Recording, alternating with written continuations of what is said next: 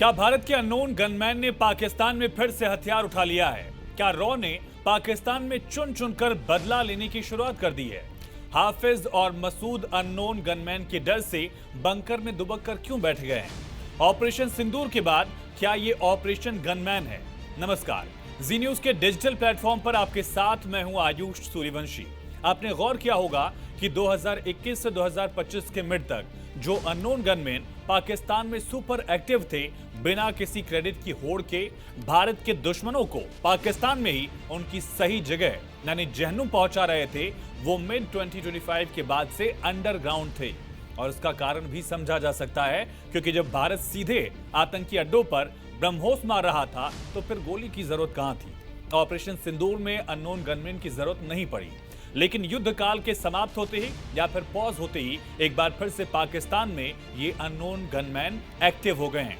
अपने टारगेट्स को 72 होड़ तक पहुंचाने में एक बार फिर से काम पर जुट गए हैं और इस बार इन्होंने सीधे हाफिज सईद के राइट हैंड को ही उससे अलग कर दिया है।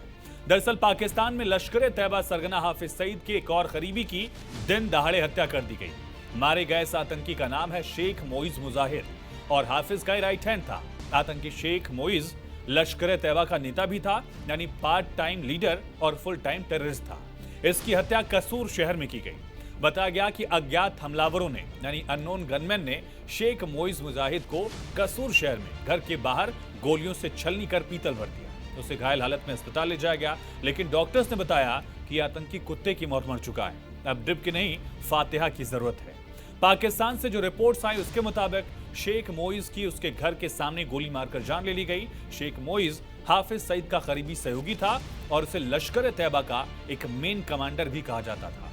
जो रिपोर्ट्स आई उससे संकेत मिलता है कि पाकिस्तान में सभी आतंकवादी अब डर गए हैं। फिर से पाकिस्तान में बैठे आतंकी शहबाज और मुनीर से सुरक्षा मांग रहे हैं। न लोकल पुलिस इनको बचा पा रही है, न मुनीर की फौज कुछ कर पा रही है, और तो और आईएसआई के हाथ भी बंधे दिख रहे हैं। किसी गली से किसी भी वक्त बाइक पर बैठकर ये अननोन गनमैन आते हैं और आतंकी को मारकर अपना काम पूरा करके चले जाते हैं, फिर गायब हो जाते हैं।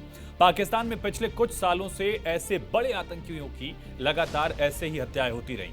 इनमें से ज्यादातर आतंकवादी मोस्ट वांटेड थे और लंबे समय से पाकिस्तान में रह रहे थे। इन सभी आतंकियों की हत्याएं अज्ञात हमलावरों ने यानी अननोन गनमैन ने गोली मारकर की। और बड़ी बात यह है कि पाकिस्तान पुलिस अभी तक किसी भी मामले में किसी भी हमलावर को पकड़ने में नाकाम रही है।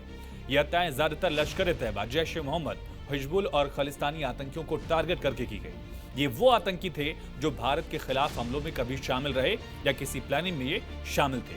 और इसका सिलसिला शुरू हुआ 2021 से, जब हाफिज सईद के लाहौर वाले घर पर हमला हुआ और इसके बाद इस तरह के मामले तेज होते चले गए। पिछले 3-4 साल में ऐसी कम से कम 35 आतंकी मारे गए हैं, जिनमें भारत के मोस्ट वांटेड भी लगातार शामिल रहे।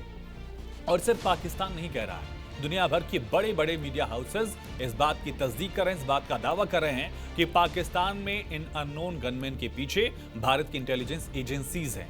द गार्जियन, अल जजीरा कई ऐसी रिपोर्ट छाप चुके हैं कि हमलावर अक्सर बाइक सवार होते हैं जो तेजी से भाग कर जाते हैं और उसके बाद अपना काम पूरा कर यहां से फरार हो जाते हैं। पाकिस्तानी आईएसआई ने कई आतंकियों की सुरक्षा भी बढ़ाई, लेकिन कई अब सुरक्षित ठिकानों पर छिपे जरूर हैं, उसके बावजूद उनको मार दिया जा रहा है जैसे ही मौका मिलता है।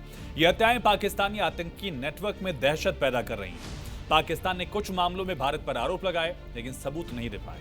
ये अननोन स्ट्राइक जो है वो पाकिस्तान की आतंकी फैक्ट्री को लगातार कमजोर करती चली जा रही है। जनवरी 2022 सलीम रहमानी, जो जैश-ए-मोहम्मद से जुड़ा था और भारत की वांटेड लिस्ट में था, पाकिस्तान में अज्ञात हमलावरों ने यानी कि अननोन गनमैन ने उससे गोली मारकर हत्या कर दी। मार्च 2022 में जाहुर मिस्री, जिसका नाम एक जाहिद अखुंद भी था, ये IC-814 यानी कि कांधार हाईजैकिंग में भी शामिल लश्कर का आतंकी था। इसे कराची में बाइक सवार अज्ञात हमलावर यानी कि अननोन गनमैन ने गोली मार दी। उसी महीने जफरुल्लाह जमाली, ये भी लश्कर से जुड़ा था, कराची में अननोन गनमैन का शिकार बना।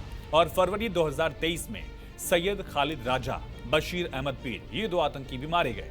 मई 2023 में परमजीत सिंह पंजवार, खालिस्तान कमांडो फोर्स का प्रमुख था, उससे लाहौर में गोली मारकर अननोन गनमैन फरार हो गए। उसी महीने खालिद बशीर, जो कि लश्कर से जुड़ा था, लाहौर में मारा गया।